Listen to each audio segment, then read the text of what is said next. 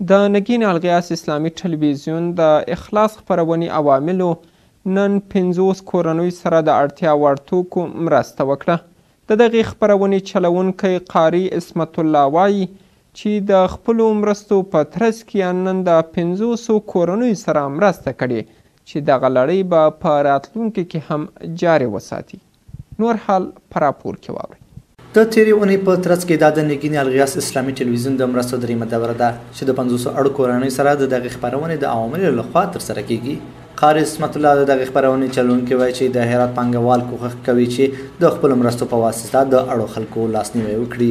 باز هم سومین بار است که خاص جهت رفاه و آسایش شهروندان عزیز ما و به خصوص فامیل‌های عزیز و فقرای مستمندان این بار هم برادر عزیزمون کبیر احمد جان به همکاری محترمه خانم حسینی 50 بار را به خدمت ما قرار دادن تا ما اینا را در مناطق قادرآباد و نوآباد و خیرآباد و صوفی‌آباد و باغدشت و نایی دهم ما اینا را به خدمت عزیزانی که فلجن، محلولن، معیوبن، بیوزنم، یتیم دارن ما اینها را توضیح و به خدمت اینا تقدیم کنیم.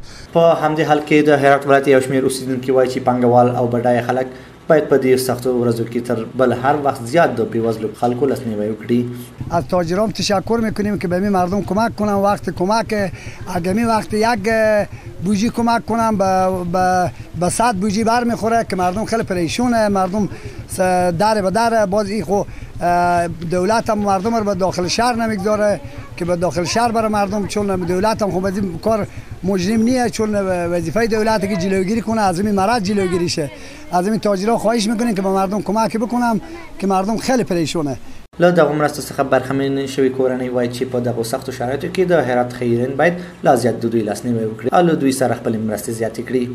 خداوند بروی خدایی پاک خود بروی حبیب خود کسایی که این کمکار میکنند دیگر مسلمان ها و شما و کسایی که برنامه اخلاص برا میبرند خداوند پاک بروی خدایی پاک خود این مرض و این درد و این بلا از جان از ما و شما و از آنها تمام مسلمان ها گم کنه.